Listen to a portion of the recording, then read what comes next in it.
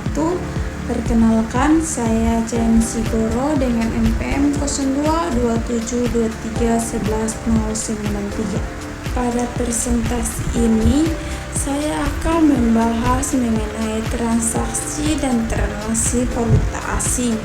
Materi ini penting dalam akuntansi internasional karena perusahaan saat ini banyak melakukan kegiatan bisnis dengan pihak luar negeri. Dalam aktivitas tersebut sering digunakan mata uang asing sehingga perusahaan harus memahami cara pencatatan, pengukuran, dan pelaporan transaksi yang melibatkan valuta asing. Valuta asing atau foreign exchange adalah mata uang yang digunakan dalam transaksi internasional. Setiap negara memiliki mata uang yang berbeda sehingga ketika terjadi transaksi antar negara diperlukan proses pertukaran mata uang. Dalam dunia bisnis, valuta asing sangat penting untuk mendukung kegiatan ekspor, impor, investasi internasional, dan kinerja perusahaan antar negara. Pentingnya valuta asing. Valuta asing memiliki peran penting dalam perekonomian global.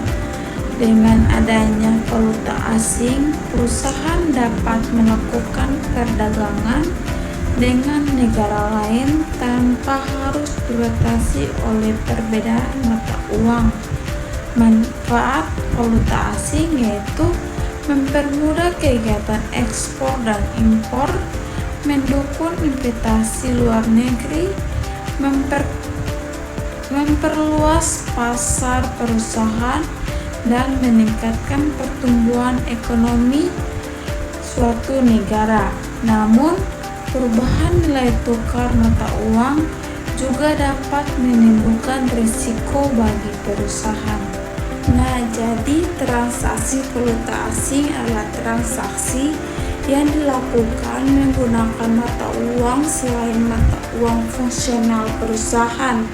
Mata uang fungsional perusahaan adalah mata uang utama yang digunakan dalam kegiatan operasional perusahaan. Contohnya, perusahaan Indonesia membeli barang dari Amerika Serikat dan melakukan pembayaran menggunakan dolar Amerika. Karena menggunakan mata uang asing, maka transaksi tersebut harus konversi ke dalam rupiah saat dicatat dalam pembukuan. Juga ada contoh transaksi valuta asing. Beberapa contoh transaksi valuta asing adalah pembelian barang impor, penjualan barang ekspor, dan pinjaman dari bank luar negeri. Dan ada juga investasi pada perusahaan asing dan pembayaran jasa kepada perusahaan luar negeri. Semua transaksi tersebut harus dicatat dengan menggunakan KARS yang berlaku pada tanggal transaksi tersebut. KARS mata uang. KARS adalah nilai tukar antara satu mata uang dengan mata uang lainnya. Jenis KARS sering digunakan yaitu KARS spot, KARS yang berlaku pada saat transaksi terjadi, dan KARS historis, KARS yang digunakan saat transaksi pertama kali dicatat, dan terakhir KARS penutup, KARS yang berlaku pada akhir periode pelaporan. Perubahan KARS inilah yang menyebabkan munculnya keuntungan dan kerugian selisih KARS. Di sini juga ada pencatatan awal transaksi. Menurut PSAK 10, transaksi valuta asing harus dicatat menggunakan KARS pada tanggal transaksi. Misalnya, PT Maju membeli barang dari Amerika sebesar USD 1 juta. KARS saat transaksi 16 juta per USD. Nilai transaksi USD 1 juta dikali 16 rupiah sama dengan 16 juta. Nilai inilah yang dicatat dalam laporan keuangan perusahaan. Jadi selisih KARS muncul karena perubahan nilai tukar mata uang asing dari waktu ke waktu.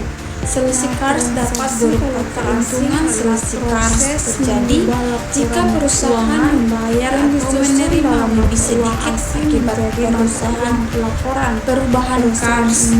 Kerugian selisih KARS terjadi jika perusahaan membayar lebih besar atau menerima lebih kecil akibat perubahan KARS. Jadi keuntungan dan kerugian ini akan mempengaruhi laba perusahaan. Nah, di sini juga ada analisis transaksi valuta asing. Dalam analisis transaksi valuta asing perlu memperhatikan yaitu nilai transaksi KARS yang digunakan, perubahan KARS selama periode tertentu, dampak terhadap laba rugi, dan risiko yang mungkin timbul akibat fluktuasi nilai tukar. Analisis ini membantu perusahaan mengambil keputusan yang tepat dalam aktivitas internasional. Nah, transaksi valuta asing adalah proses mengubah laporan keuangan yang disusun dalam mata uang asing menjadi mata uang pelaporan perusahaan induk. Biasanya dilakukan oleh perusahaan multinasional yang memiliki anak perusahaan di luar negeri. Nah, di sini tujuan transaksi antara lain menyusun laporan keuangan konsolidasi, memudahkan analisis kinerja perusahaan, menyajikan informasi yang seragam, memenuhi standar akuntansi yang berlaku. Tanpa transaksi, laporan keuangan dari berbagai negara sulit dibandingkan. Nah, di sini juga ada metode transaksi. Terdapat dua metode utama, yaitu metode KARS-Gini. Seluruh aset dan liabilisasi menggunakan KARS penutup, dan metode temporal.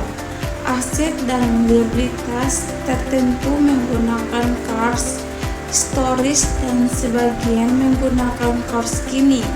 Pemilihan metode bergantung pada ketentuan standar akuntansi dan kondisi perusahaan. Nah, dampak dari positif valuta asing yaitu memperluas pasar internasional, meningkatkan peluang investasi, menambahkan pendapatan perusahaan, dan meningkatkan daya saing global. Dengan memanfaatkan pasar internasional, perusahaan dapat memperoleh keuntungan yang lebih besar. Nah, dampak negatif dari valuta asing yaitu risiko fluktuasi KARS, kerugian selisih KARS, ketidakpastian arus kas, penurunan nilai aset dalam mata uang asing.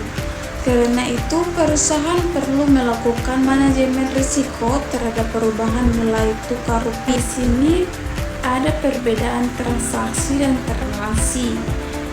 Perbedaan utama yaitu transaksi valuta asing berkaitan dengan kegiatan bisnis terjadinya saat pembelian, penjualan, atau pembayaran, menimbulkan laba atau rugi selisih KARS.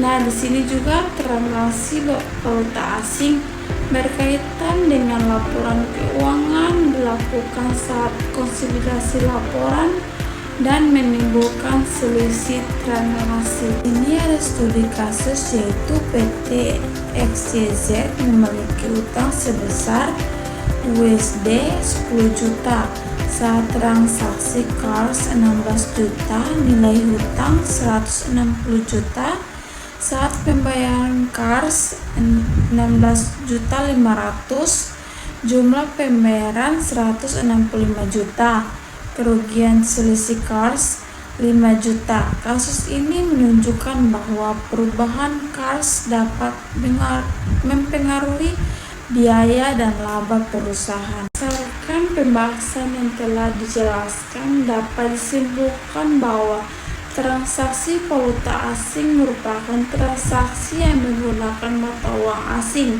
sedangkan transaksi valuta asing merupakan Proses mengoversi laporan keuangan ke mata uang laporan perusahaan. Perubahan KARS dapat menimbulkan keuntungan maupun kerugian, sehingga perusahaan perlu memahami cara pencatatan dan analisis transaksi valuta asing agar laporan keuangan yang disajikan akurat dan sesuai dengan standar akuntansi. Mungkin itu saja penjelasan dari saya. Terima kasih. Wassalamualaikum warahmatullahi wabarakatuh.